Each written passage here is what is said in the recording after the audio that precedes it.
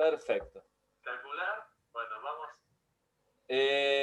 Vamos a comenzar. Dale. Ponele hacemos entrar a la gente que está en la sala de espera, por favor, Vivi. Vamos admitiendo, sí. Y Nicolás, ponés el flyer. Ahí está. Bueno, buenos días. Vamos a ir esperando que entren las personas que están en la sala de espera. A este sábado a las 11 de la mañana. Vamos con la segunda función de estas jornadas.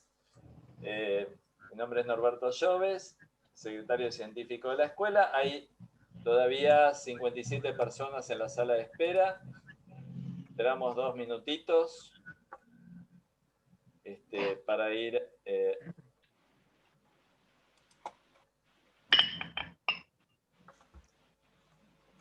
A ver, hay todavía personas en la sala de espera. Ya vamos... Bueno. Ya hay solamente 7 personas. Si te parece, Silvia,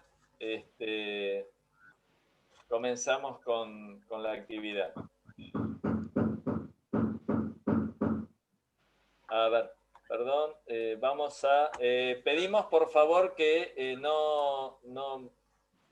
Vamos a tener que hacer... Me olvidé de no silenciar, sino no permitir que los... Ahí está. Pedimos por favor que cierren sus micrófonos los que no son panelistas, así no se interrumpe la ponencia. Silvia, por favor. Bueno, buenos días a todos, a todas. Bienvenidos. Vamos a empezar con la primera de las 2 mesas del día de hoy.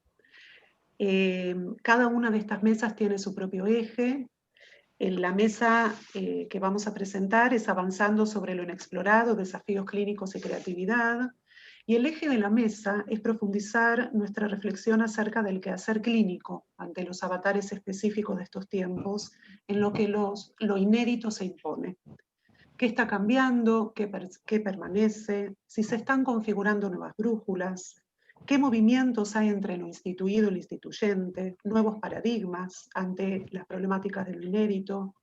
¿Cómo conceptualizar en la actualidad el concepto de creatividad en el analista? ¿A qué llamamos creatividad hoy en día? ¿Cómo se manifiesta en la clínica? Y pensar entre todos si se constituyen nuevas coordenadas incluso en los encuadres. Bueno, voy a dar la palabra entonces al licenciado Nicolás Oviglio, que es el coordinador de la mesa. Adelante, Nicolás. Gracias, Silvia. Bueno, bienvenidos, bienvenidas todos y todas.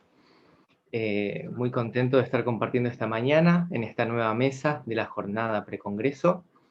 El título de esta mesa se llama Avanzando sobre lo inexplorado, desafíos clínicos y creatividad. Y tenemos con nosotros como panelistas a la licenciada Graciela Coan y al doctor Héctor Fiorini.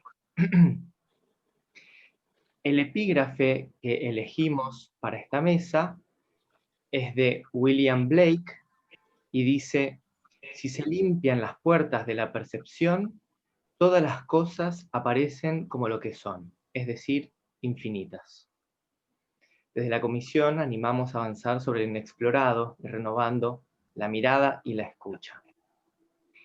Les cuento la modalidad de este encuentro, que será, bueno, como les decía, 2 expositores.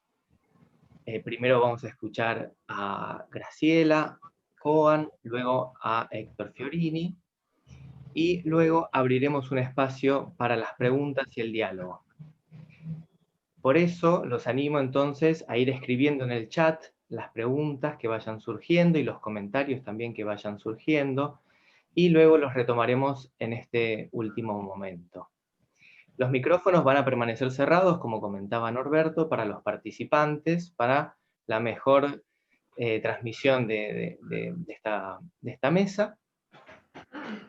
Y antes de comenzar, una invitación más, que para aquellos que estén conociendo nuestra asociación por primera vez, los invitamos a que nos dejen su mail en el chat para seguir en contacto y poder recibir las novedades de las distintas actividades que se realizan. Bueno, vamos a dar comienzo al primer panel con la licenciada Graciela Graczynski de Coan. Graciela es licenciada en Psicología de la UBA, psicoanalista, egresada de la Maestría en Psicoanálisis de la AEAPG, Asociación Escuela Argentina de Psicoterapia para Graduados, en convenio con la Universidad Nacional de La Matanza. Es socia plenaria de la AEAPG, docente titular de la materia Técnica Psicoanalítica 1 y 2 en el curso regular y en el intensivo de la carrera de Maestría y Especialización en Psicoanálisis, dependiente de la escuela, supervisora del Centro Raskowski y asesora editorial de la revista digital Psicoanálisis Ayer y Hoy, que publica la escuela, y es autora de textos publicados en Modelo para Armar de Graciela Jaimsky. También cocoordina el espacio Taller Clínico, Psicoanálisis y Estudios de Género en la escuela desde el 2017. Graciela, te escuchamos. Bueno, muchas gracias, Nico. Gracias a la escuela, gracias a Silvia y a su equipo por la amable invitación que me hicieron para participar de esta mesa junto con el doctor Fiorini sobre creatividad. Podemos hacer un puente entre la mesa de ayer, que terminó justamente hablando sobre el tema de la sublimación, y la creatividad, porque es algo que, bueno, está, digamos, inmerso en esta situación en la cual estamos viviendo. Les voy a explicar un poquito cómo vamos a hacer. Yo voy a leer para no irme por las ramas, y además en algunos momentos Nico va a mostrar algunas imágenes, que esperemos que salga bien, que seguramente que sí. Bueno, como les decía, el eje de esta mesa será la creatividad y su motor, que es la capacidad sublimatoria, que Freud definió como una transformación de la pulsión sexual, cambiando su fin y eligiendo objetos que sean culturalmente aceptables. Hoy sabemos que no solo se sublima la pulsión sexual, sino también la agresiva. Seguramente Héctor va a hablar sobre la creatividad, así que no me voy a extender en el tema. Mi otra pasión, les cuento, además del psicoanálisis, es el arte.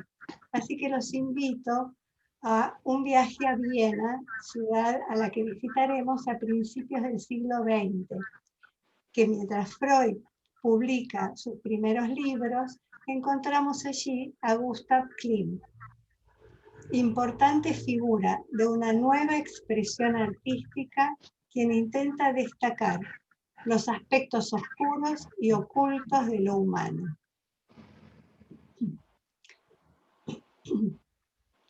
Lucha por la libertad de expresión del artista. Sostiene que el pintor comprometido con su arte debe interpelar a la sociedad. Como líder de este movimiento de arte integral, se interesa por el joven Egon Schiele, talentoso y singular dibujante, quien apasionadamente desea encarnar ese ideal de artista comprometido, pero advierte en Klimt un giro hacia lo ornamental, mientras que su propia obra se vuelve expresionista y cargada de emociones oscuras. Enfrenta una paradoja. Si sigue su ideal de arte, se revela, alejándose del maestro, y se aísla de la sociedad. Si es leal a Klimt, traiciona su propia posición como artista y sus convicciones. Elige el primer camino, el más duro por cierto, ya que observa una realidad hostil, amenazadora, y sostiene que su función como artista es la denuncia, mostrando esa realidad con un lenguaje cada vez más radical. Su obra se vuelve despojada, descarnada, tan expresiva que hoy, en nuestro contexto actual, mantiene su vigencia. La decisión tomada por Schiele es similar a la de Freud, quien, renunciando a la protección de Breuer, decide seguir su camino, fecundo por cierto, porque ya acaba de publicar 3 ensayos sobre la sexualidad en esa misma época. Ambos, Gill y Freud, fieles a sus propios pensamientos, se mantuvieron firmes en su posición. La actividad creadora de estos artistas coincide con el texto freudiano El creador literario y el fantaseo, de 1908. En este escrito, que seguramente todos conocen, quedan enlazados de manera novedosa y en pocas páginas los conceptos de deseo insatisfecho, realidad frustrante, el juego y el fantaseo, el sueño, la identificación del público y la fantasía. Freud nos dice, pasado, presente y futuro son como las cuentas de un collar engarzado por el deseo. También sabemos que la obra de arte se teje en torno al vacío de lo irrepresentable, del orden de lo real, y que es una manera de lidiar con lo siniestro. En la obra de estos dos pintores vemos como Klimt se esmera por mostrar lo convencionalmente bello, y Gill, en cambio, nos enfrenta con lo siniestro, con lo real.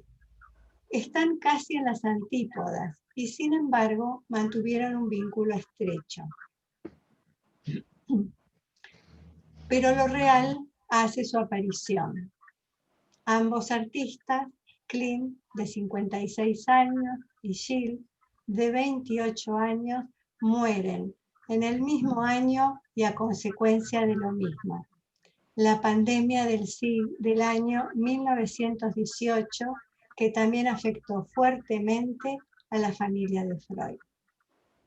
Es que una pandemia es un fenómeno biológico, médico, social, económico, pero también es familiar tanto como subjetivo. Hoy les propongo pensarla desde la perspectiva de la historia subjetiva y familiar.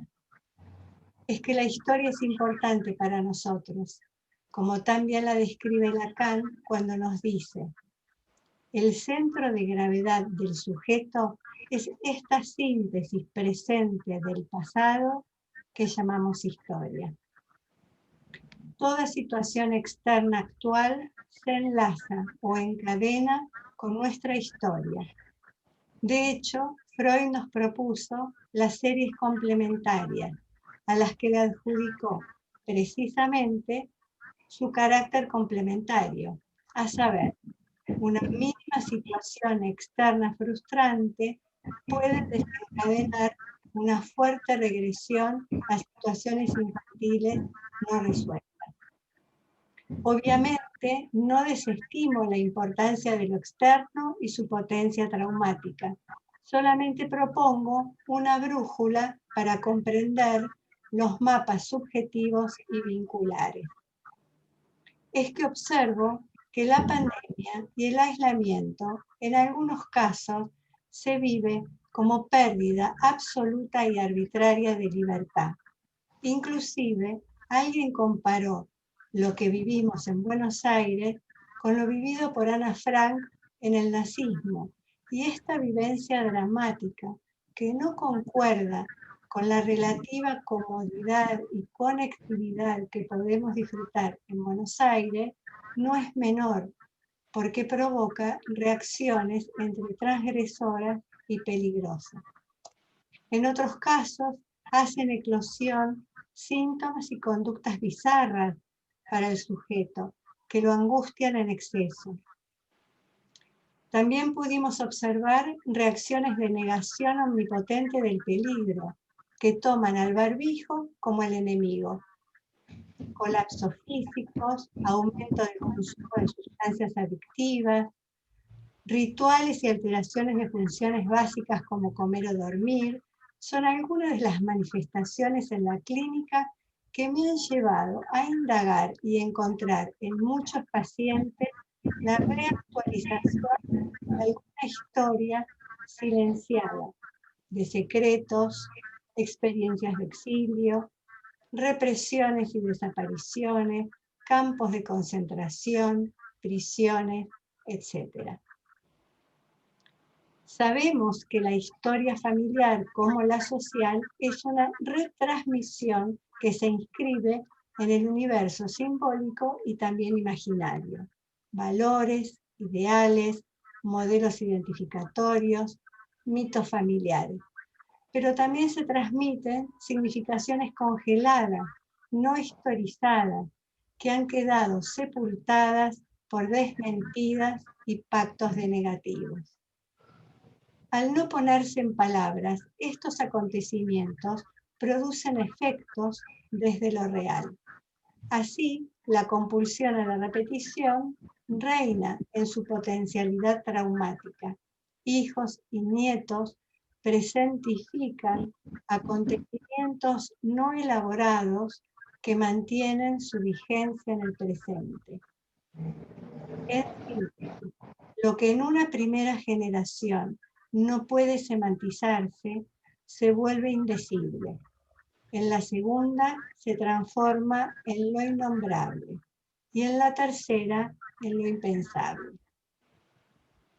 Es un pasado que está presente pero mudo y puede rastrearse si uno bucea en él. Sabemos que nuestra historia generacional es una cantera de historias de este tipo, en general silenciadas. Además, creo importante preventivamente trabajar en esta dirección con pacientes que han tenido COVID, porque tengo la impresión que muchas personas con resultados positivos o síntomas leves lo han ocultado por temor a haberse contagiado por haber hecho algo mal. En consecuencia, el COVID se podría llegar a experimentar como algo maldito, un castigo, un estigma por no haber hecho las cosas bien, y podría llegar a transmitirse en forma de secreto oculto, no dicho, a las próximas generaciones. En este sentido, es interesante escuchar que esta epidemia sorprendió al mundo, como si se tratara de un acontecimiento nuevo, aun cuando sabemos que las pandemias han ocurrido en el pasado. Creo que ese efecto de sorpresa social es consecuencia de mecanismos de negación y desmentida de la existencia de estos fenómenos y, en última instancia, de la presencia de Thanatos, que fue conceptualizado precisamente por Freud hace 100 años y luego de perder a su hija Sophie por esta pandemia sepultada por la historia. La pandemia de la gripe española, quizás la más importante pérdida de vidas humanas de la historia, se recuerda poco en lo colectivo, pero está presente de un modo personal en las cicatrices generacionales de nuestras familias, muchas de ellas de origen migratorio europeo.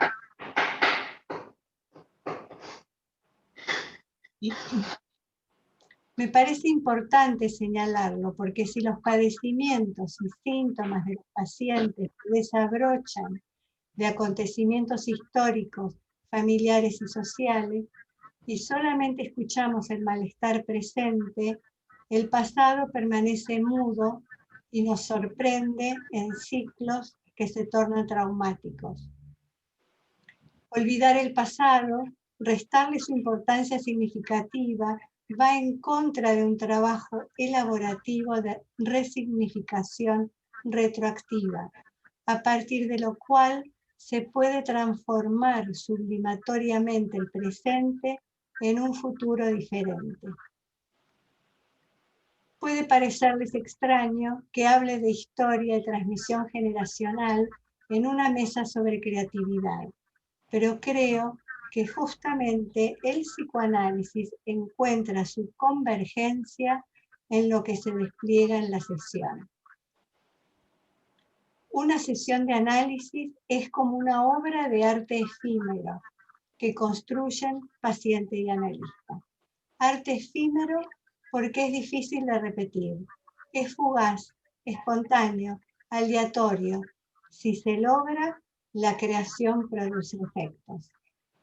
Veamos qué es necesario para que nuestra pequeña obra de arte se dé. El encuentro entre un sujeto que enfrenta conflictos entre su mundo pulsional, con las exigencias de la realidad y la presencia de un super-yo, al que ofrecemos esa escucha tan especial que consiste en permitir que hable lo que quiere decir, lo que no dice, lo que queda por decir y lo que insiste en no decirse. Y un analista que le ofrece un itinerario que le permita conocer las formas en que el deseo se presenta y los términos del conflicto que enfrenta. Este viaje se da en la transferencia, donde el paciente desplegará el abanico de respuestas incorporadas en su infancia para enfrentar, huir, desmentir o superar las situaciones que jalonan el recorrido de su conflicto.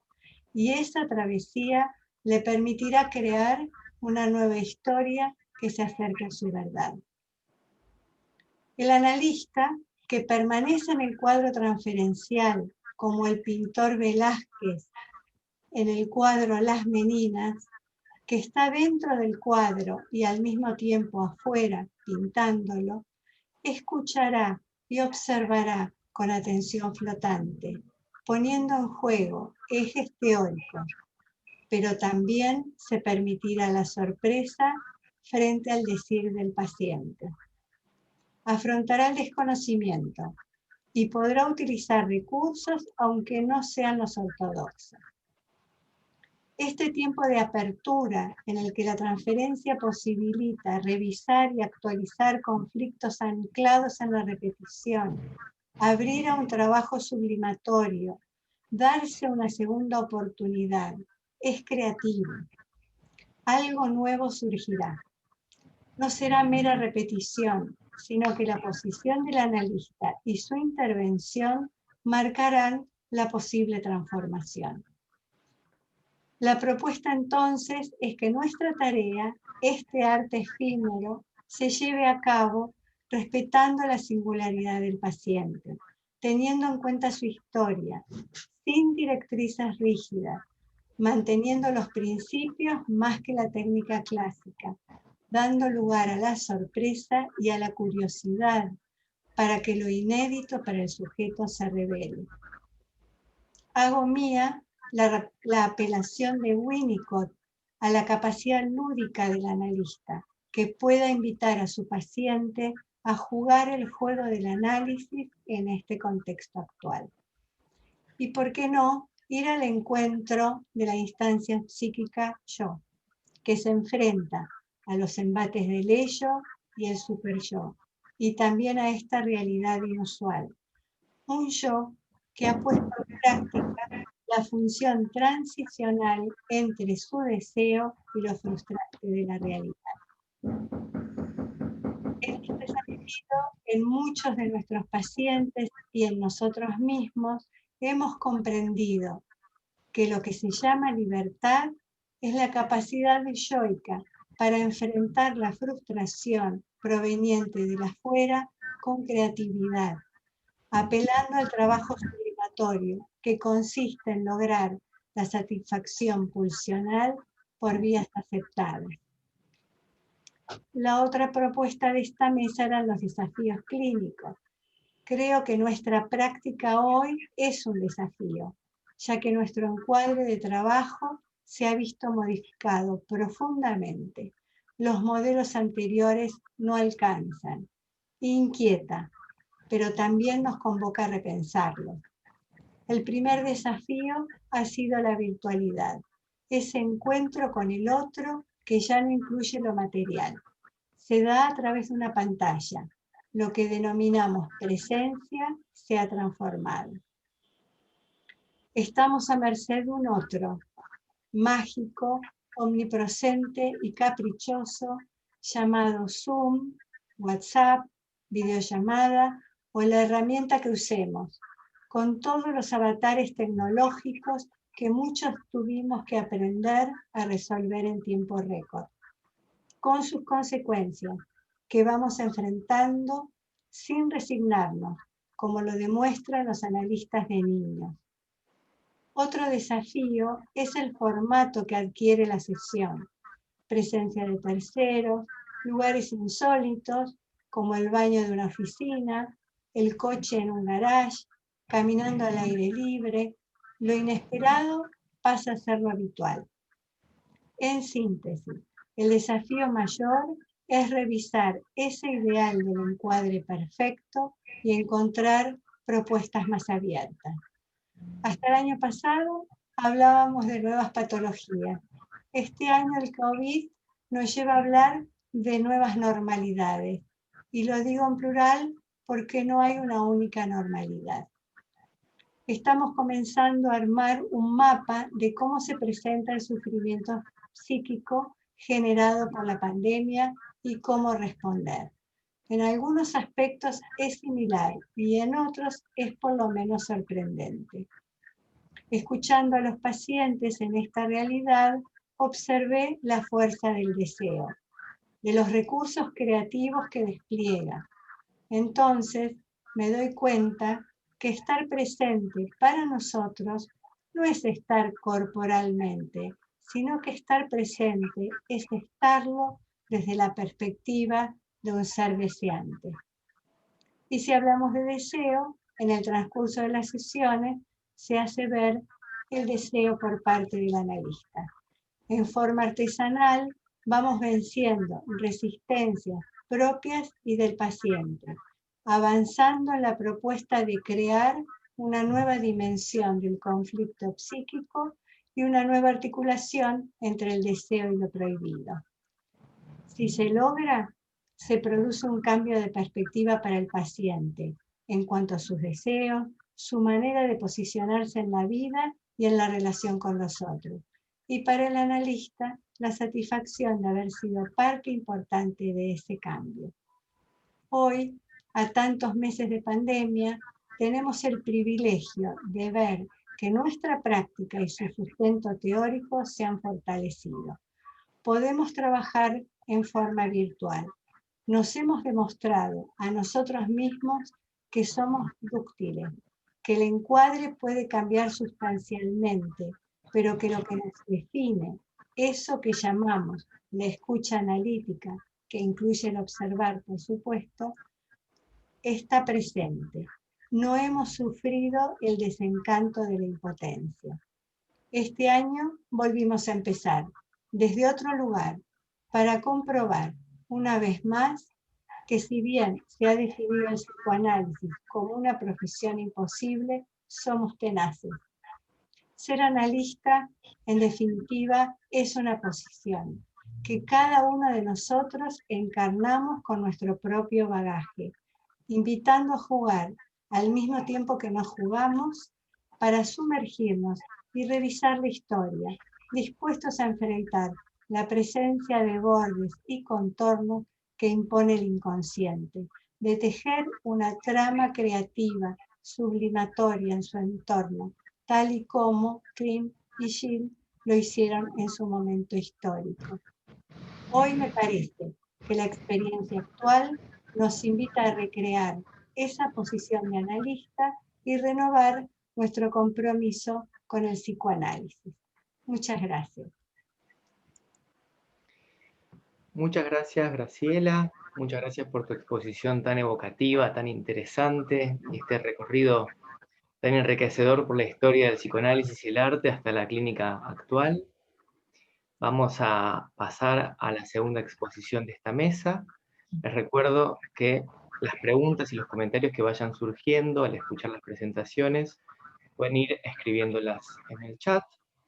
Y a continuación escucharemos al doctor Héctor Fiorini, médico psiquiatra, psicoanalista, ex titular a cargo de la Cátedra de Clínica Psicológica y Psicoterapias de la Universidad de Buenos Aires, director general del Centro de Estudios en Psicoterapias, Institución de Asistencia y Formación de Posgrado, director de programas de ASIPIA, Institución de Docencia e Investigación Clínica en Psicoterapias, Madrid, España, asesor académico y docente de la institución Ágora, Instituto de Intervenciones Psicoanalíticas Focalizadas de Montevideo, Uruguay, profesor invitado del Instituto de Música, Arte y Proceso de Vitoria, España, y autor de numerosos libros sobre psicoterapias psicoanalíticas y sobre el psiquismo creador.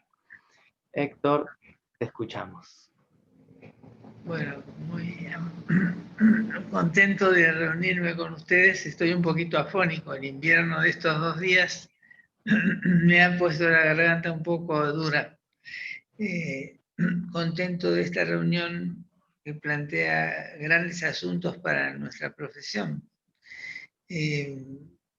Yo he evitado escribir un desarrollo por un prurito, que pienso que la escritura requiere haber transitado un periodo de verificaciones.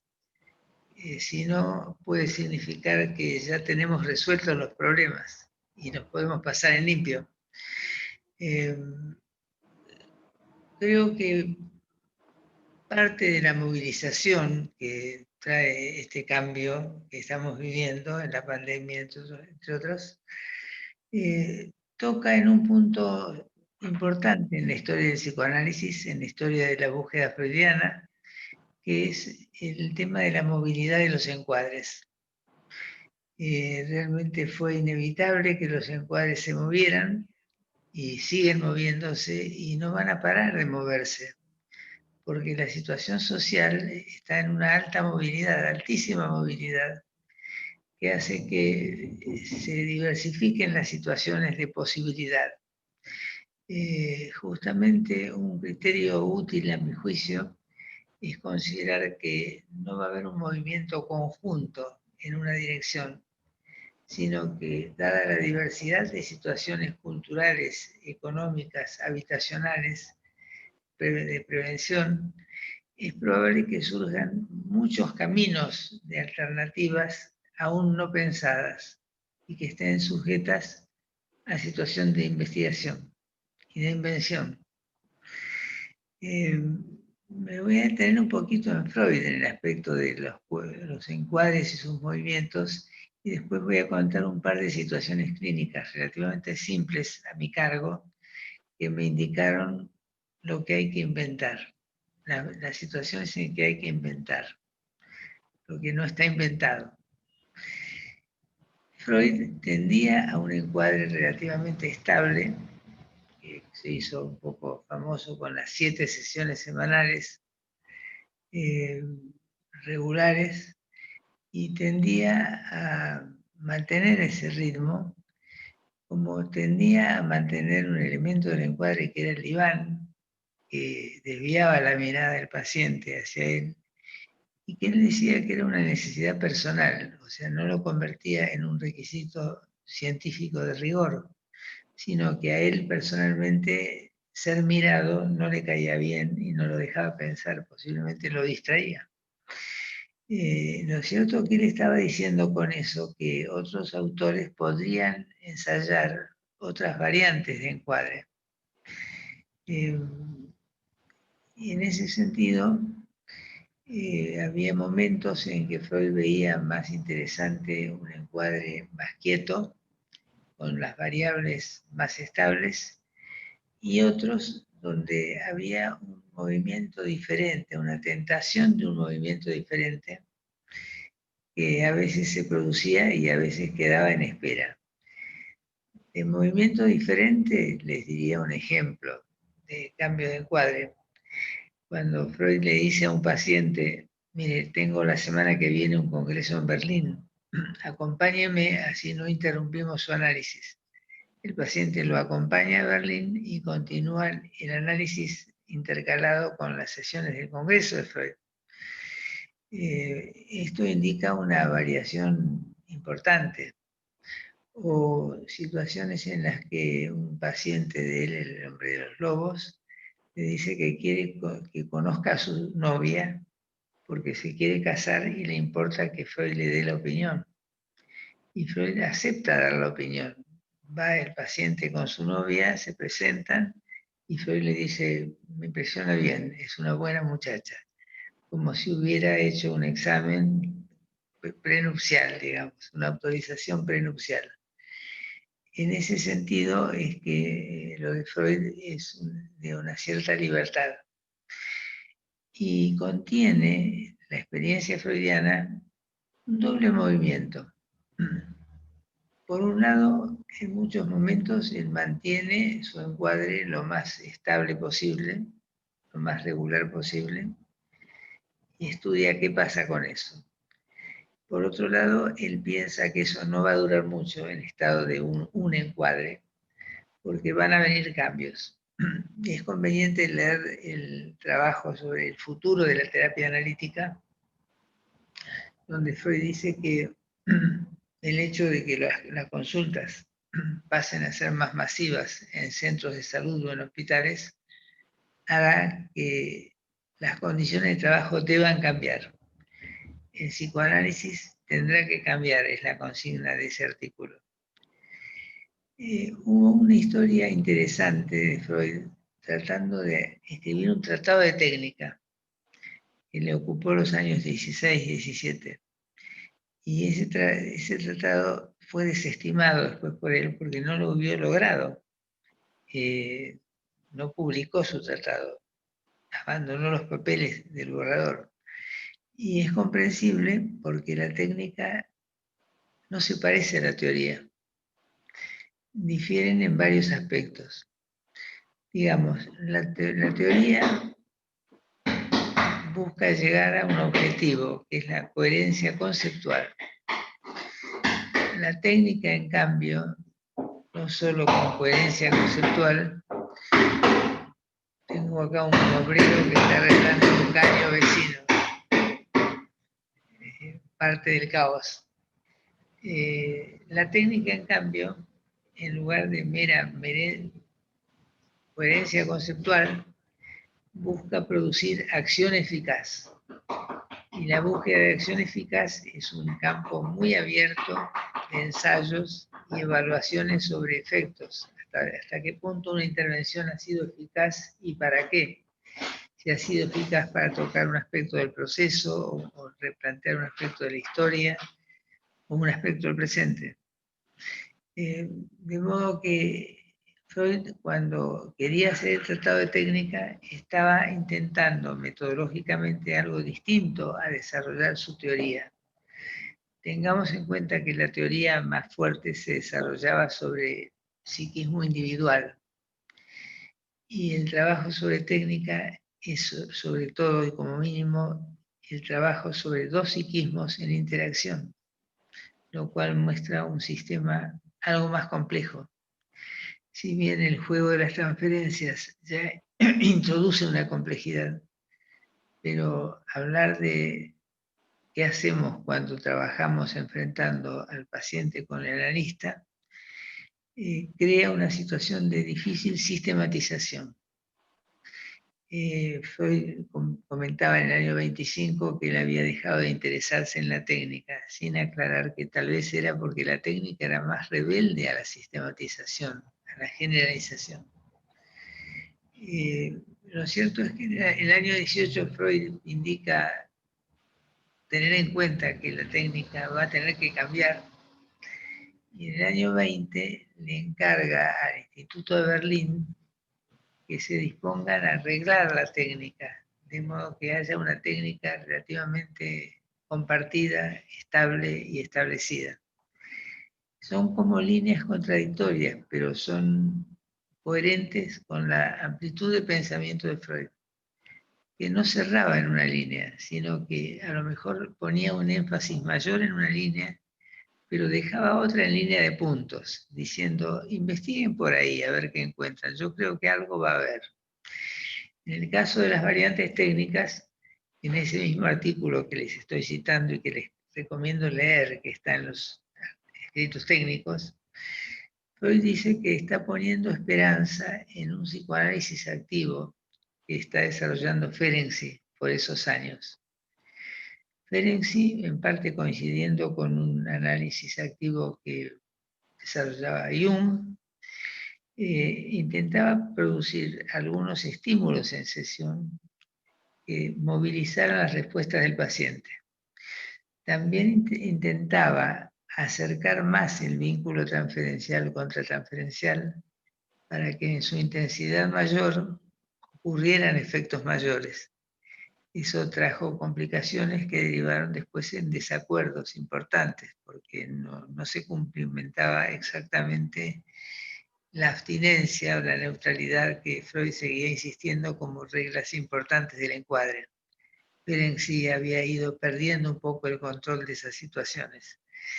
Freud no dejó de destacar durante muchos años que era una expectativa de investigación interesante, que merecía desarrollarse, ¿no? Y Freud mismo, yo encuentro una página de él que muestra un Freud distinto al que conocemos en el Freud teórico.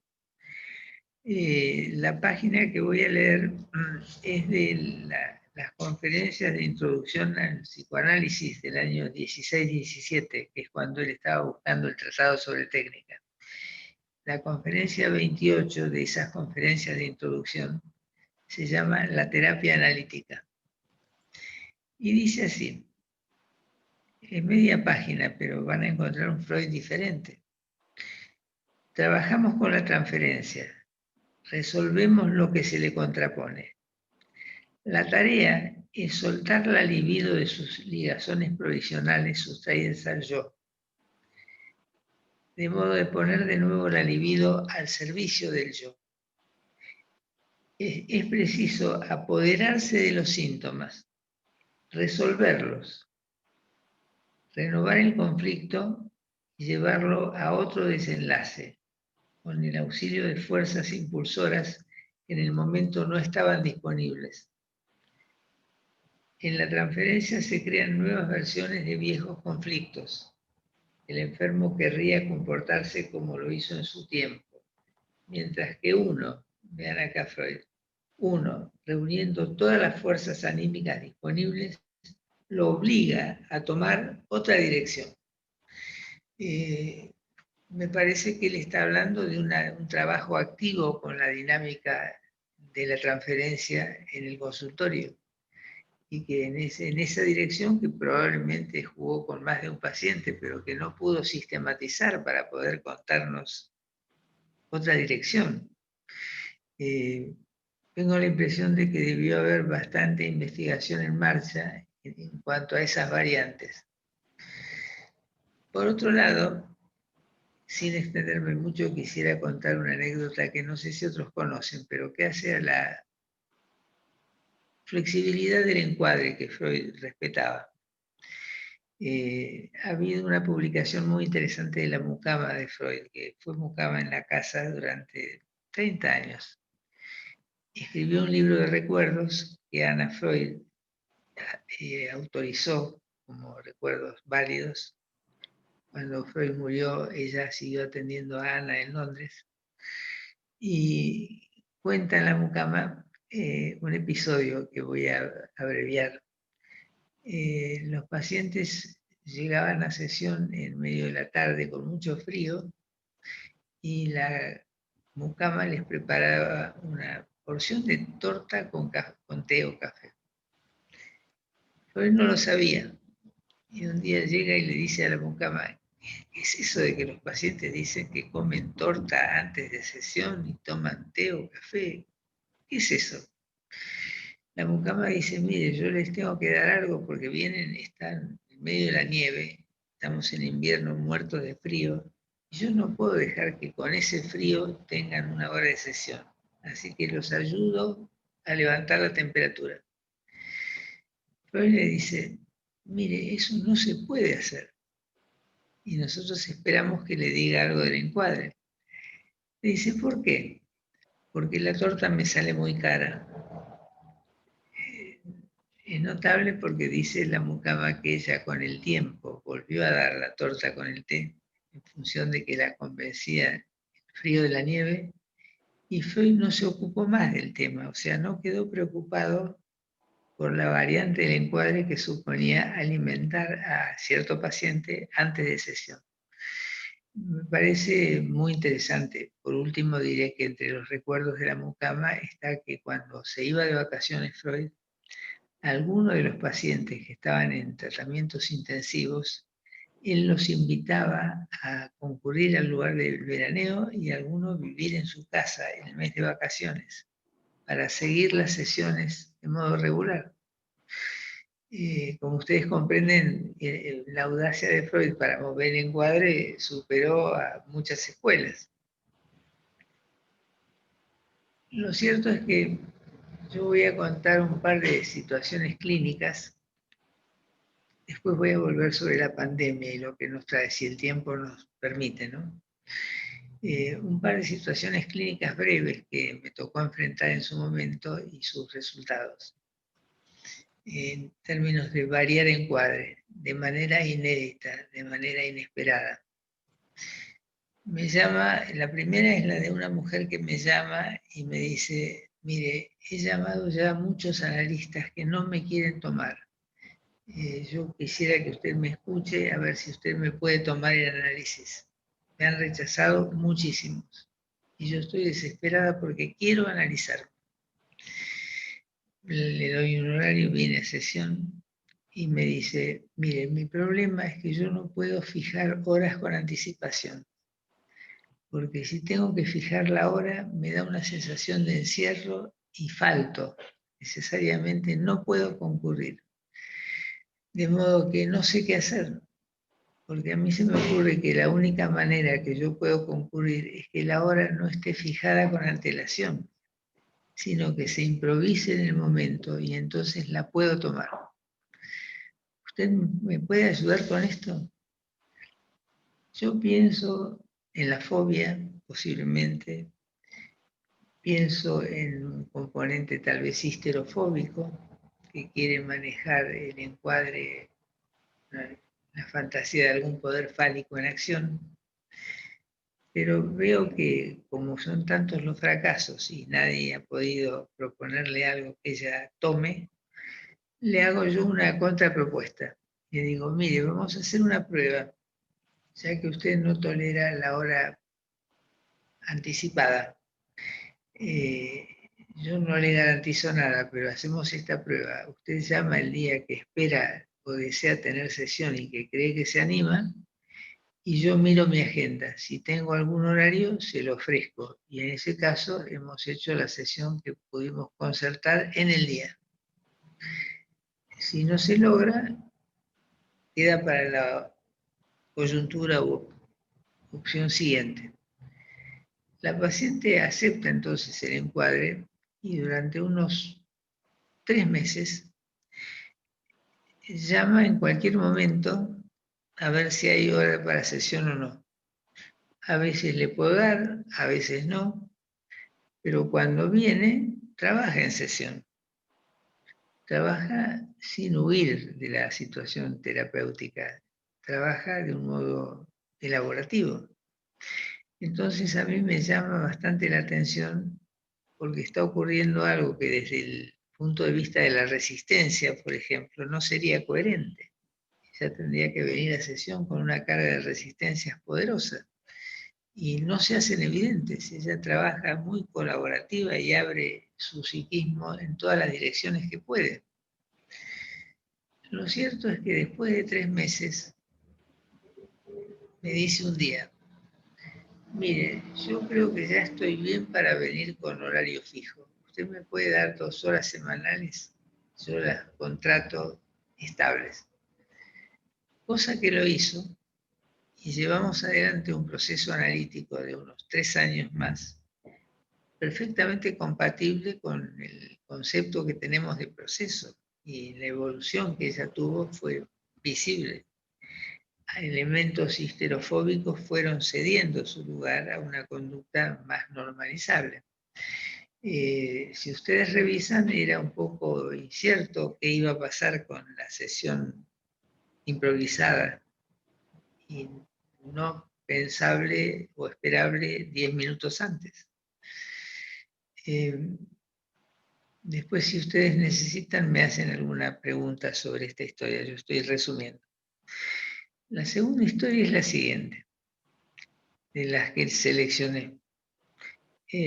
Una paciente psicóloga que estaba conmigo en análisis un par de años, estaba trabajando fuertemente en análisis, tenía el interés en publicar ella un libro, ella se dedicaba a adolescentes.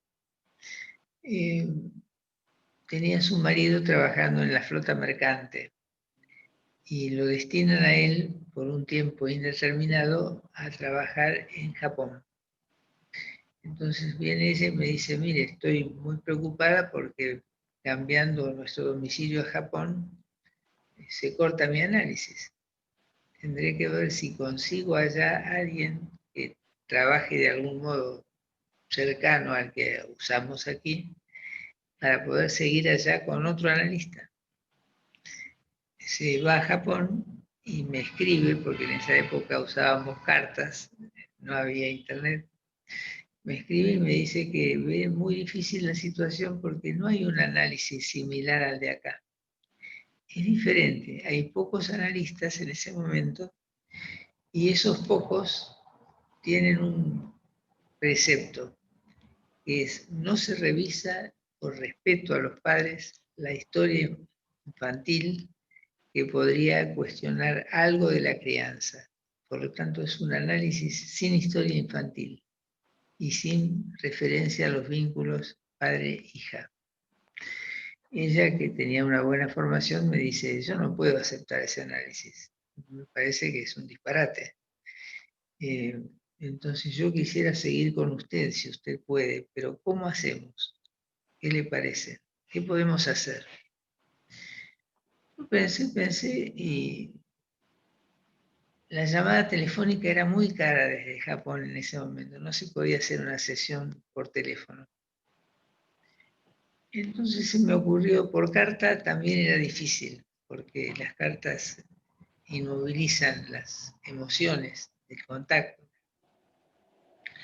Entonces me ocurrió que podríamos intentar un sistema de grabar cassette.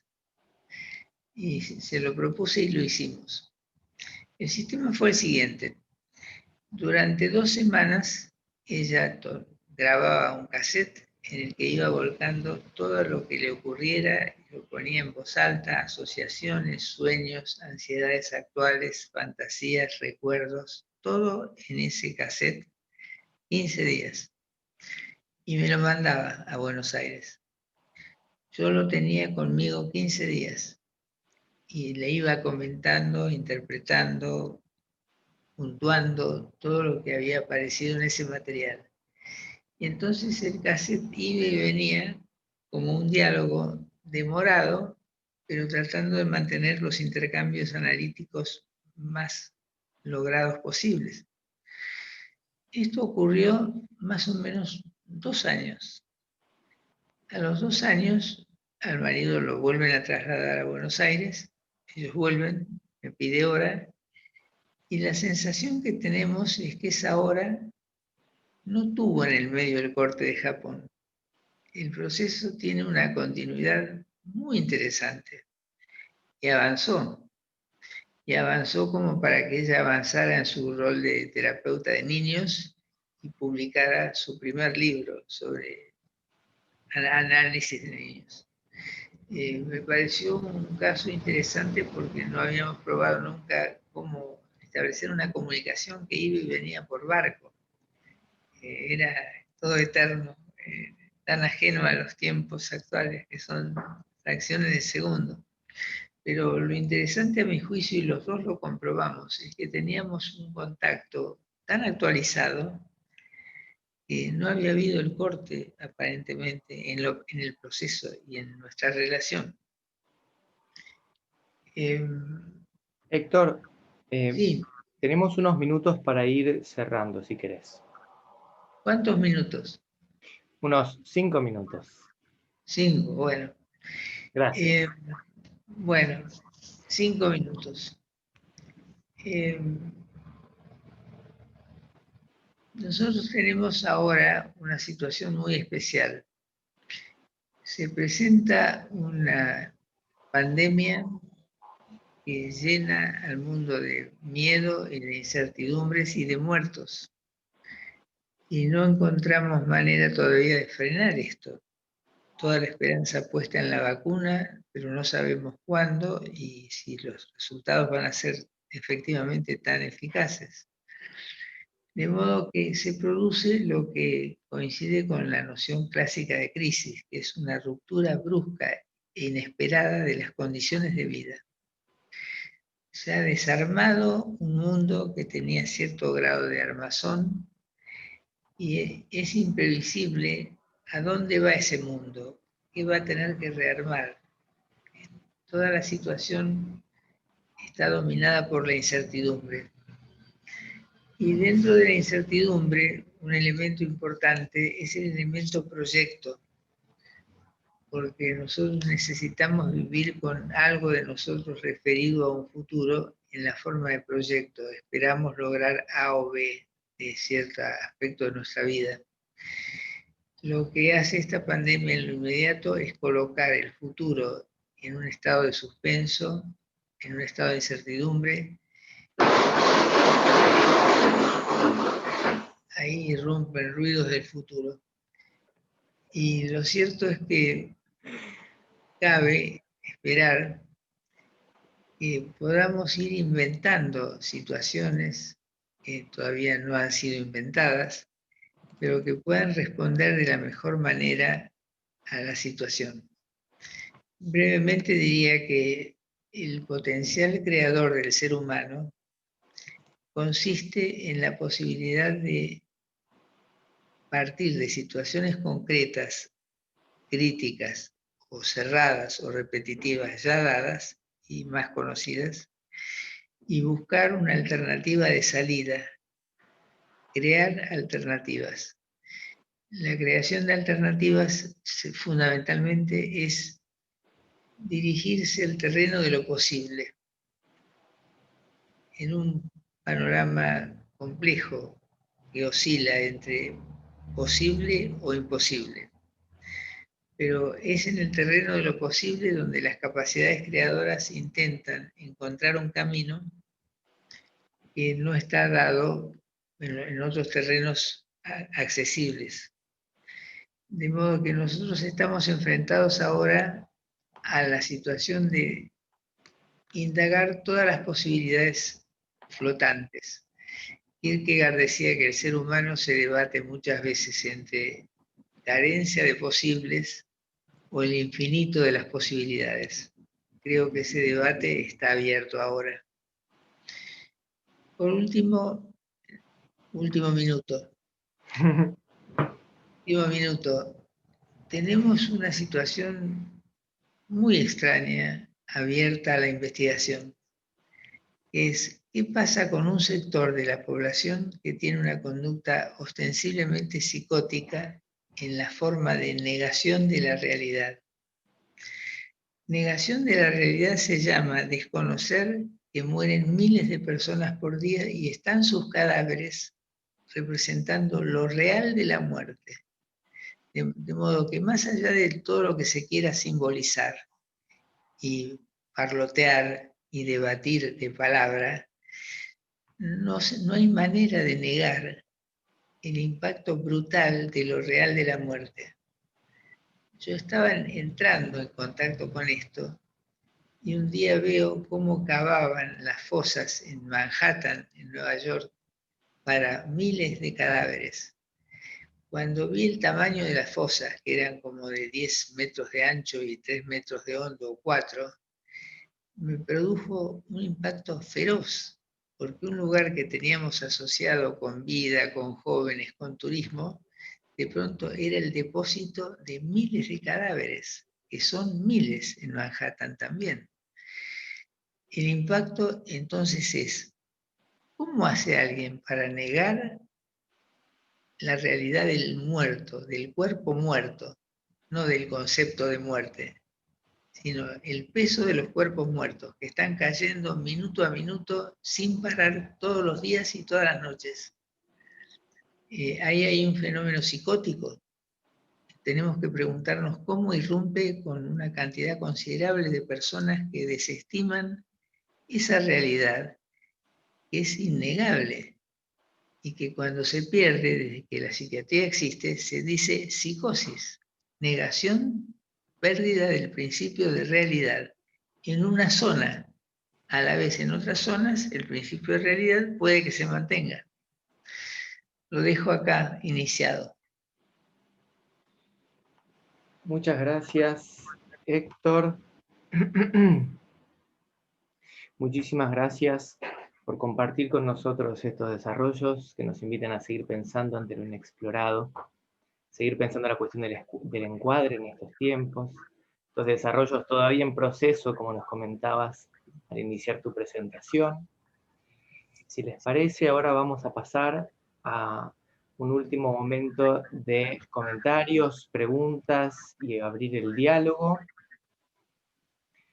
Voy a comenzar leyendo primero algunos comentarios a las presentaciones de cada uno y luego algunas preguntas, ¿sí? Y vamos con una primera tanda y luego, de acuerdo al tiempo que tengamos, seguimos avanzando sobre las preguntas. También sepan que hay muchos comentarios, felicitaciones y saludos en las transmisiones en directo por Facebook de la asociación. Pero bueno, vamos a trabajar sobre los comentarios y preguntas del Zoom. Comentario de Gloria Feldman para Graciela: excelente exposición, principalmente el puente entre el arte y el psicoanálisis, lo indecible a histórico se historiza, tanto en la creación artística como en la sesión. Muchas gracias por ayudarme a pensar. Para Graciela también, un comentario de Adriana Cabuli: excelente, Graciela, y muy creativa tu presentación. Interesante la relación que planteas sobre la gripe española vigente en la historia de todos nosotros, transmitida a través de las generaciones cercanas. Nuestros abuelos fueron testigos de la misma. Un comentario de Mabel Fuentes: muy interesante tu ponencia, Graciela, da cuenta de la realidad que vivimos y de la necesariedad de abrirse a lo nuevo, improvisar y crear para sortear esta vicisitud que nos tocó vivir de mejor modo. Un comentario de Zaira Pródromos para Fiorini: realmente me emociona la disposición y apertura en cuanto al encuadre, gracias por estas reflexiones y por visibilizar las posibilidades de crear. Comentario para Fiorini de Mónica Frind: el amor siempre se las arregló para comunicar a las partes, no podía ser distinto en el amor de transferencia, en relación a los cassettes que iban y venían. Y un comentario de Graciela Reid: navegar transferencia y contratransferencia en continuidades y descontinuidades que sostienen el psicoanálisis como método, como ciencia y arte al servicio de acotar el malestar en la cultura. Muchas gracias, Héctor. Y ahora vamos a una tanda de preguntas. Pregunta para Graciela de Osvaldo Maltz: gracias, Graciela, por tu ponencia profunda y reflexiva, así como hubo gente que ocultó la posible enfermedad por temor al castigo, como mencionás. Hemos visto el lugar del rechazo al contagiado, ubicando al otro como enemigo amenazante, espejo de lo propio rechazado, dimensión epocal, cuando el otro deja de ser un semejante próximo. ¿Cómo lo pensás? Gracias. Y una pregunta más para Graciela, de Verónica Ginocchio: excelente, Graciela, me parece un hallazgo precioso pensar la sesión como una obra de arte efímero. ¿Podrías ampliar esta idea? Y dos preguntas para Fiorini, de Osvaldo Maltz: ¿ha sido la pandemia una oportunidad para que los analistas seamos más libres y creativos? Puesta en evidencia que la posición analítica no depende del diván, la rigidez del encuadre o modelos ideales superyoicos. Y otra pregunta para Héctor, de Mónica Frind: ¿se trabajó luego el porqué de esa necesidad de improvisación del momento de la sesión? supongo que aludiendo a una de las viñetas. ¿Les parece? Graciela, Héctor, el que quiera puede tomar la palabra y vamos comentando.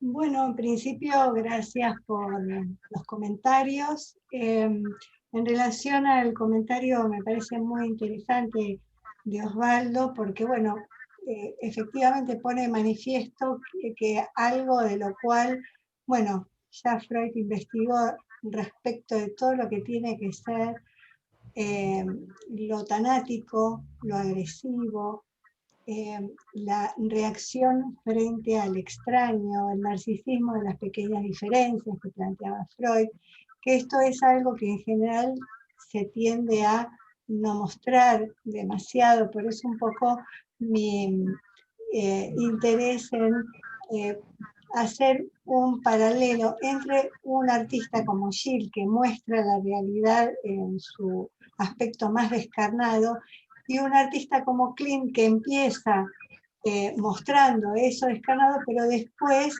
se inclina a mostrar el aspecto más ingenuo, más bello, más ornamental de la vida. Me parece que son dos componentes que están presentes en cada uno de nosotros. Lo que pasa es que en las situaciones de crisis, en las situaciones inesperadas, como puede ser esto de la pandemia, bueno, sale lo mejor y lo peor de cada uno y se expresan así en situaciones que son muy impactantes cuando uno las ve desde afuera, un poco pensando en este comentario que hace Héctor respecto de las fosas en Nueva York, que por supuesto no era en Manhattan, buscaron una isla para llevarse, para armar las fosas, pero que es la imagen para el mundo del lugar donde se supone que hay un montón de cuestiones muy resueltas, que se ve atravesado también por esta situación de la pandemia. Por ahí dicen, ¿no?, que el virus homogeniza, ¿no? O sea, pone a todos por igual. No es tan así porque hay gente que la pasa mejor que otra, pero bueno, en términos generales. Respecto del comentario de Vero respecto al arte efímero, lo pensé un poco en función de que muchas veces nos pasa en las supervisiones, en los grupos de supervisiones, o cuando queremos transmitir en una actividad clínica un momento de una sesión, siempre nos pasa que no es exactamente lo que pasó en la sesión lo que nosotros estamos transmitiendo. Es un poco parecido a lo que pasa con el sueño, que uno tiene una vivencia del sueño y cuando la quiere relatar, la elaboración secundaria hace que no sea exactamente lo mismo. Desde esa perspectiva lo pensé en relación al arte efímero, porque es una actividad que tiene además una característica, que es que no dura.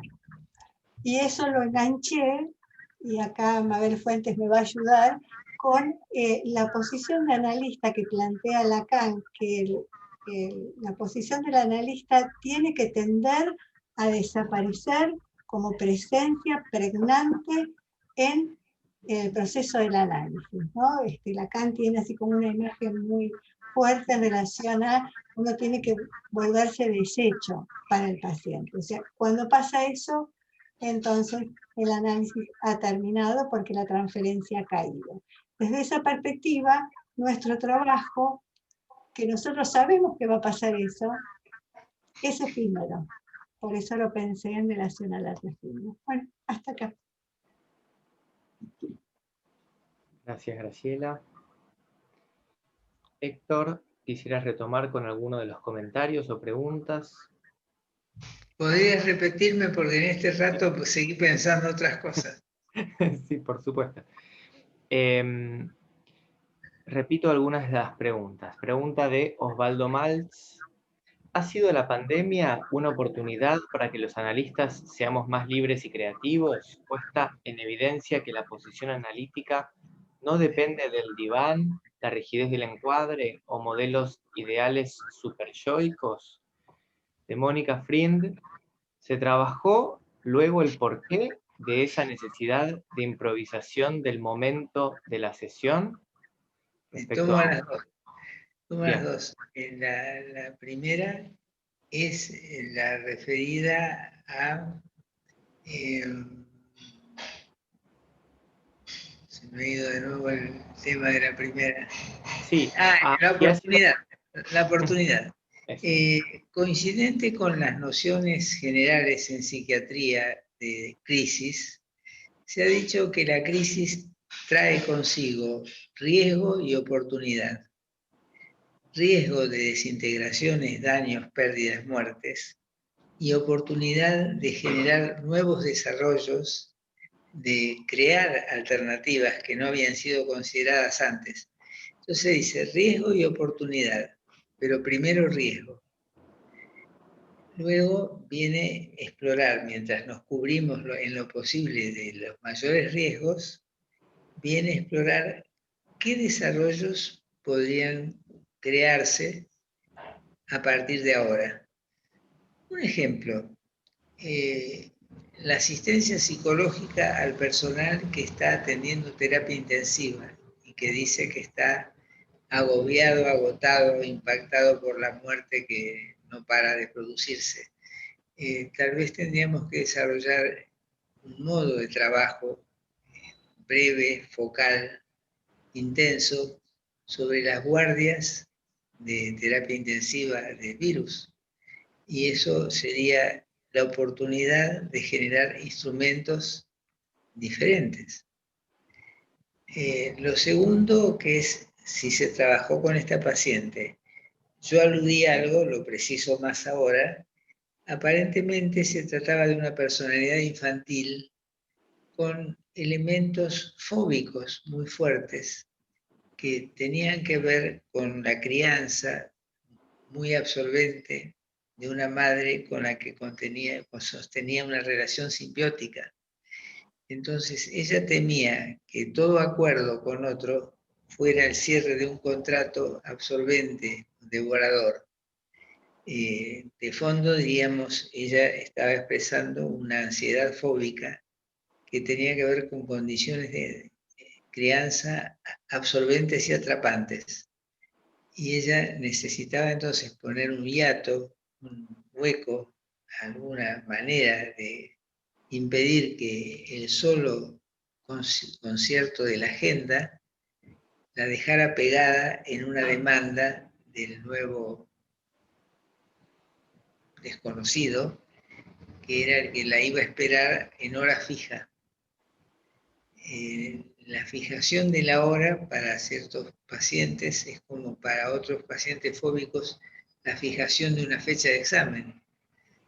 Pueden dar examen, pero siempre que no esté fijada la fecha hasta último momento.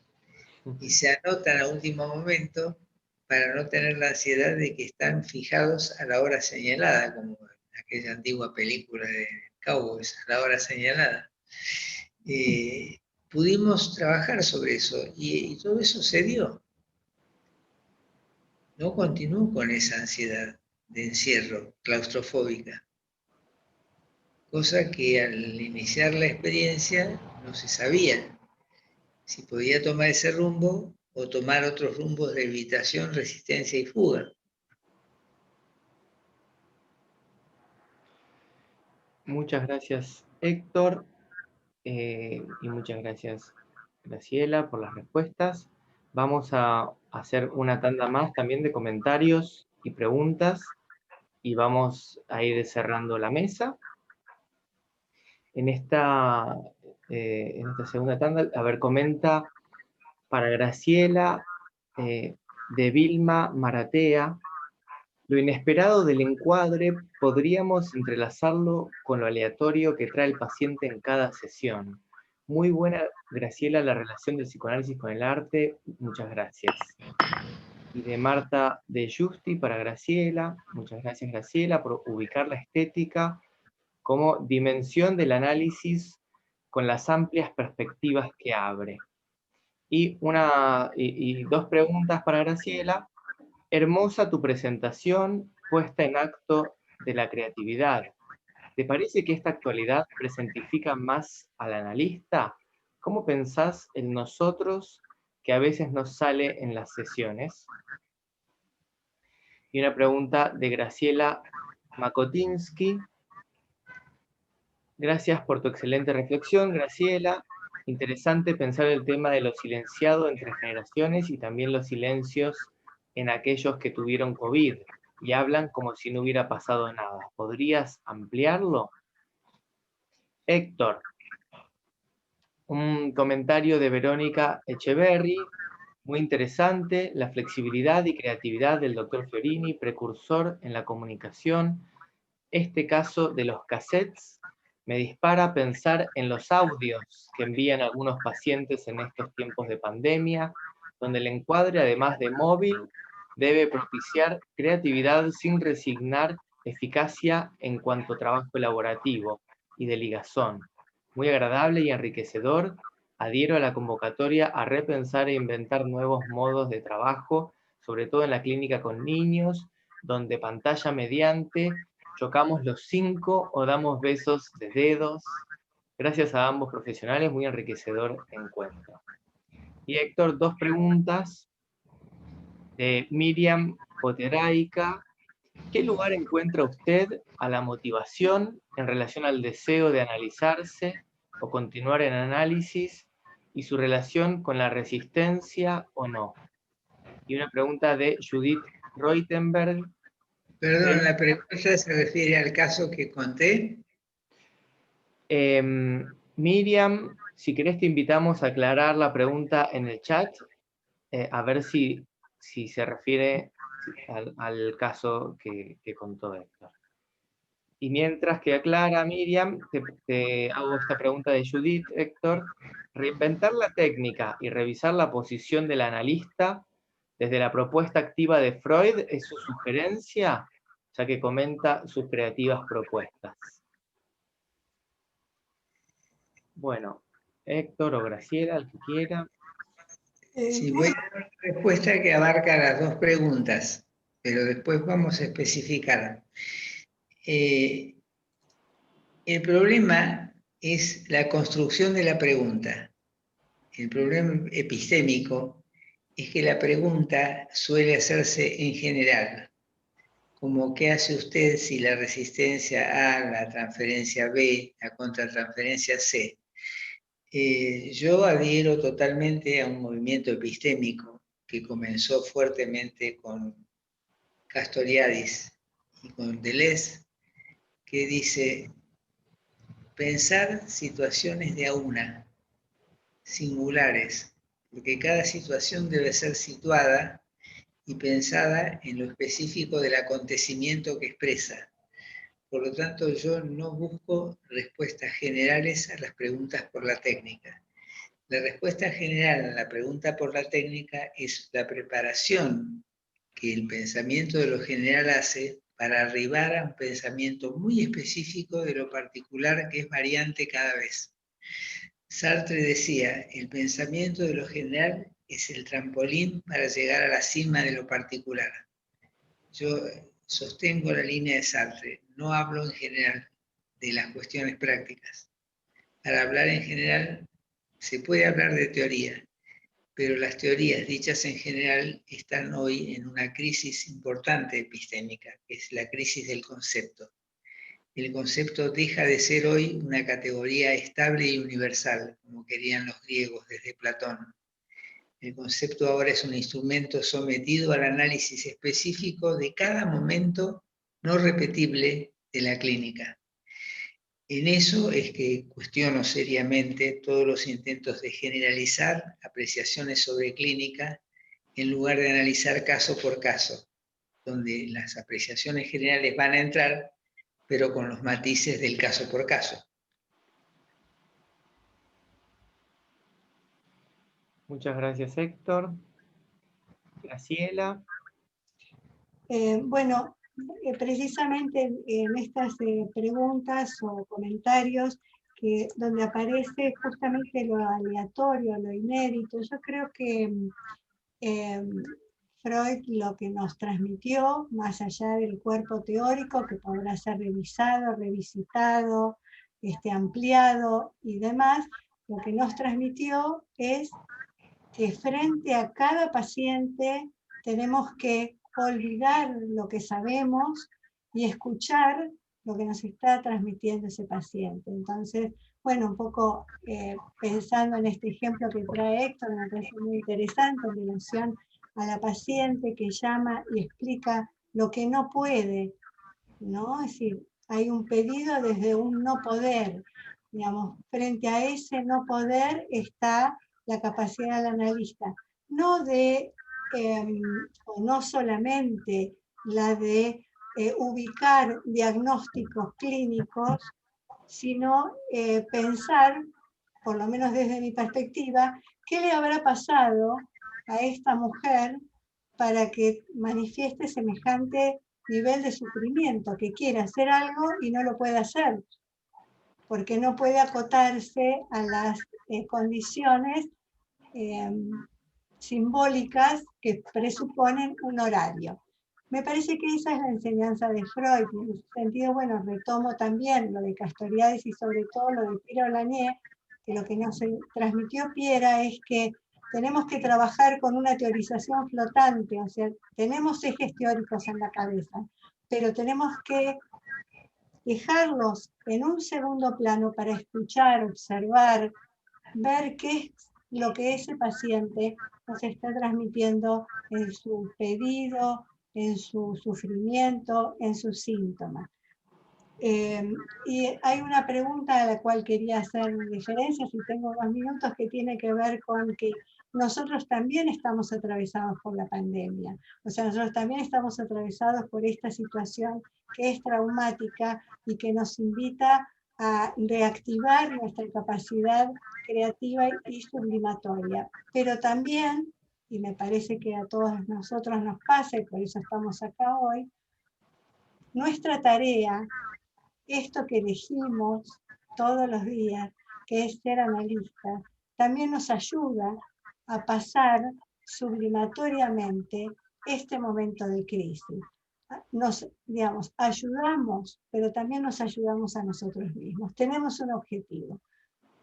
Y en ese sentido pienso, bueno, también en relación a poder acercarnos y ayudar a todos los equipos de salud que están en primera línea desde marzo, sin ningún tipo de licencia, sin ningún tipo de posibilidad de escape, digamos, y están trabajando ahí en un cierto nivel de soledad, porque después, bueno, en lo que nosotros por ahí podríamos colaborar, que es en el cuidado, en usar barbijos, en mantener la distancia, etcétera, etcétera, por ahí a la gente le cuesta un poco más de trabajo cumplimentarlos. Así que supongo que el lugar de los trabajadores de la salud, los que están, digamos, ahí en terapia intensiva, debe ser muy duro y seguramente vamos a tener que alojarlos en la posibilidad de brindarles espacios, quizás desde lo institucional, para poder ayudarlos a atravesar esta situación. Y por otro lado, quería comentarles, me parece a mí, que cuando uno está pasando la situación traumática, la atraviesa con los recursos que tiene y sus efectos aparecen después. A nosotros lo que nos pasó es que los primeros 15 días, el primer mes, era como, bueno, ahora, a medida que va pasando el tiempo y vamos acumulando este nivel de nueva realidad en la cual estamos inmersos, empiezan a aparecer los síntomas y empieza a haber mayor demanda de análisis, porque la gente empieza a angustiarse mucho, precisamente porque el futuro está, digamos, congelado a largo plazo. Tenemos el futuro inmediato, lo que vamos a hacer mañana, pasado, pero el a largo plazo está congelado con, digamos, esa presencia de la finitud que tratamos de evitar, de desmentir, para poder vivir, ¿no? en esta mezcla entre eros y tánatos en la cual transcurrimos en este mundo. Espero haber contestado las preguntas, porque por ahí me voy por las ramas. Héctor, Graciela, si les parece hacemos una pregunta más y ya vamos cerrando la mesa, ¿sí? Yo comento sí. brevemente un punto que me había Adelante. llamado la atención para remarcarlo. la situación de atender al paciente en la pandemia es una situación inédita, y es que paciente y terapeuta comparten un mismo riesgo, un mismo peligro, una misma persecución y una misma incertidumbre.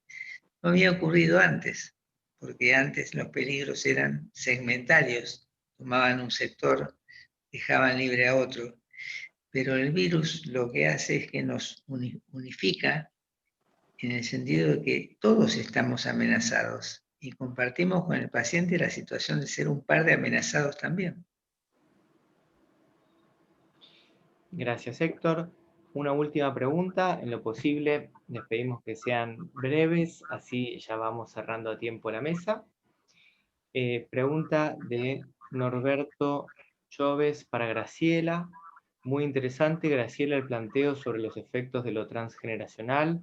¿Cómo se estará procesando en esta nueva pandemia los restos del acontecer histórico de la pandemia que asoló la humanidad entre 1918 y 1920? Una pregunta, comentario, digamos. Y para Héctor, me perdí en el ciberespacio, hay tantas preguntas, ahí está. Y para Héctor, de Mabel Fuentes, coincido en que el encuadre no es lo fundamental en la dirección de la cura, pueden hacerse grandes modificaciones sin perder lo esencial del psicoanálisis, sin embargo, aunque atendiendo a que era mejor el intercambio epistolar que la interrupción de la relación terapéutica, me cuesta pensar en la falta de intercambio en tiempo real. Si ahora intentáramos un diálogo así mediante grabaciones, hay un problema con el timing de la intervención. Cuando el paciente la recibe, ya está en otro punto que cuando grabó la sesión. ¿Cuáles son los límites de las modificaciones técnicas para conservar lo eficaz del psicoanálisis? Bueno, preguntas extensas, pero algún comentario quizá o idea respecto a la pregunta, Héctor, Graciela. Bueno, en relación a la transmisión generacional, ustedes saben que a mí me resulta una herramienta teórica muy interesante para pensarla desde la perspectiva de las repeticiones que se transmiten, que se producen de generación en generación de situaciones que son muy traumáticas. Nosotros tenemos una historia generacional en ese sentido muy rica, porque tenemos, por un aspecto, toda una línea migratoria que ha venido, digamos, no solamente de Europa, sino de otros lugares de América a la Argentina, a Buenos Aires en particular. Hemos padecido un exilio, o sea, en la época de la dictadura militar hubo muchísima gente que se fue. Tuvimos también un exilio en el 2000 de mucha gente que se fue producto de la situación económica. O sea, hemos atravesado muchas crisis sociales, familiares y por supuesto subjetivas, porque lo familiar termina siendo subjetivo, ¿no? Así que no es individual, no existe lo individual, o sea, siempre es en relación con un otro, y ese otro es la familia en principio. Con lo cual es una herramienta que además me parece, y me gustaría, digamos, como acotar esto en función de que ustedes saben que yo soy como fanática de la Escuela Argentina de Psicoanálisis, porque me parece que es riquísima. Yo empecé a trabajar esta idea de la transmisión generacional a partir de trabajos de CAES, pero resulta que CAES empezó a trabajar el tema de la transmisión generacional, hizo toda una investigación en la obra de Freud, Tótem y Tabú, Moisés y el monoteísmo y demás, a partir de un concepto de Blecher que a él le resultó muy interesante, que es el concepto de Blecher que dice que en las partes más fijas del encuadre se depositan los aspectos más primarios de la personalidad. Cuando Caes leyó ese artículo en Francia, le resultó tan interesante que empezó a buscar cuáles son esos elementos arcaicos de la personalidad que se depositan en el encuadre. Y de ahí abrió, digamos, todo un movimiento francés muy interesante, al cual también hubo una analista argentina que contribuyó a este estudio que se llama Ide Feinberg, que se tuvo que ir a Francia en la época de la dictadura y que complejizó el concepto de transmisión generacional con el concepto de telescopaje generacional, que es cuando, se los digo brevemente, cuando aparece en un paciente una situación que es bizarra en relación a su historia actual, pero que de algún modo está repitiendo, presentificando una situación que se vivió en otra generación, en general la generación de los abuelos, porque bueno, dicen que hace falta 3 generaciones para que aparezcan estas manifestaciones. Ella tenía un paciente famoso, porque fue el que le permitió descubrir este concepto, que cuando decía la palabra plata, se tocaba el bolsillo y seguía hablando. Y cuando ella empezó a observar este mecanismo, bueno, y empezó como a tirar de ese gesto, de esa situación, entonces apareció una historia del abuelo de este paciente en relación al dinero que mandaba a sus parientes en Europa que habían quedado, que no habían podido llegar por la persecución, digamos, del nazismo, hasta que en determinado momento eso se cortó porque la familia se habrá muerto, qué sé yo. Bueno, esto quedó, por supuesto, silenciado en la familia, no se sabía nada de esto, pero a partir de este gesto, Aide Feinberg pudo ir buceando en la historia de la familia de este paciente hasta que se pudo hacer visible un secreto familiar que tenía que ver con la pérdida de la familia en Europa y la culpa de ese abuelo que había sido el único sobreviviente. O sea que, digamos, bueno, hay para hablar muchísimo al respecto. Creo que contesté. Muchas gracias, Graciela. Retomar lo que me decían. El tema es un tema muy amplio, que es en el último par de siglos la constante variación de las velocidades como sistemas de comunicación social. Hay un autor, Paul Virilio, que en un libro que se llama Un paisaje de acontecimientos, estudia el cambio de los tiempos sociales y las velocidades sociales a partir de la aparición de la locomotora. Y destaca que desde el momento en que se mueve una locomotora en Europa, todo se empieza a acelerar y no ha dejado de acelerarse. Y cada cambio tecnológico trae nuevas velocidades. Entonces, recordemos que en los comienzos en que la locomotora estaba empezando, una carta entre novios era por mes, ni siquiera por semana. En una carta mensual tenía que contener toda la pasión, real o inventada. De eso al llamado telefónico o al toque de WhatsApp, que tarda fracción de segundo, indica que la humanidad está en un proceso de aceleración poderosísimo, no todo beneficioso, aunque en parte seguramente sí, pero tiene también ciertas dificultades para que se comprenda la profundidad de los mensajes, porque los mensajes, dice Virilio, en las comunicaciones de trabajo se ha llegado al punto en que el sujeto debe contestar a una consulta sin tiempo de revisar si su respuesta es la correcta. Primero da la respuesta y después piensa si servirá. Es el colmo de la aceleración. Desaparece el tiempo de la reflexión. Bueno, muchas gracias, Héctor. Muchas gracias, Graciela, nuevamente por todas las respuestas y por las exposiciones. Sumamente interesante, desafiante todos estos desarrollos a la hora de seguir pensando nuestra clínica en esta situación y pensándonos atravesados por esta situación de riesgo compartido, como recién comentaba Héctor.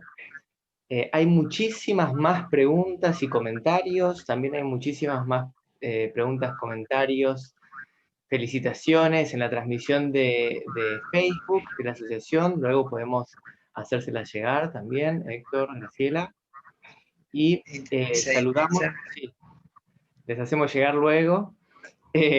Saludamos especialmente a todos y a los colegas de FLAPSIP y a la presencia de colegas que están acompañándonos desde el interior de nuestro país y también de otros países como Perú, Uruguay, Chile. Agradecemos su presencia.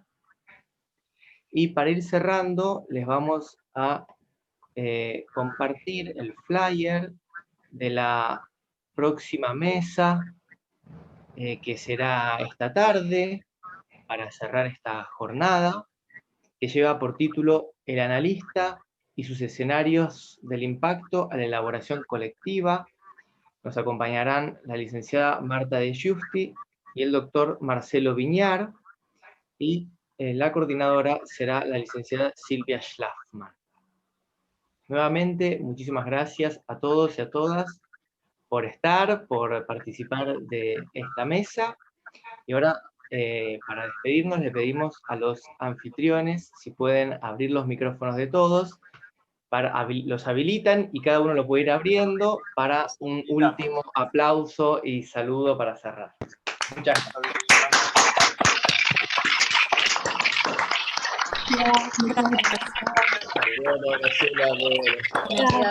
¿Qué horario? El horario de la tarde.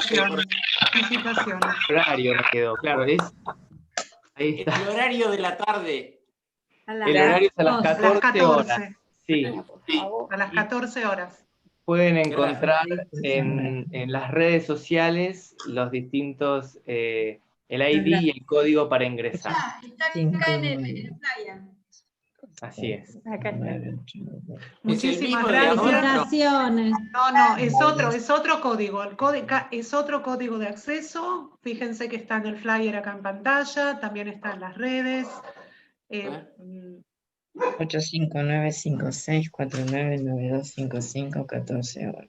Silvia, si te parece, voy cerrando el live. Dale, perfecto. ¿Pueden repetir el código de la tarde? Si son tan amables. Sí, les leo el código. 859. ¿Cómo? Dale, Aníbal. 859. Sí. 56.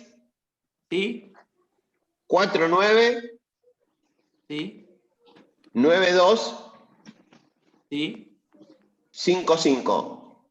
La contraseña es. Sí, sí. 1, 2, 3. La contraseña es la misma. Muchísimas 1, 2, gracias. 3, 4, 5. Muchísimas gracias.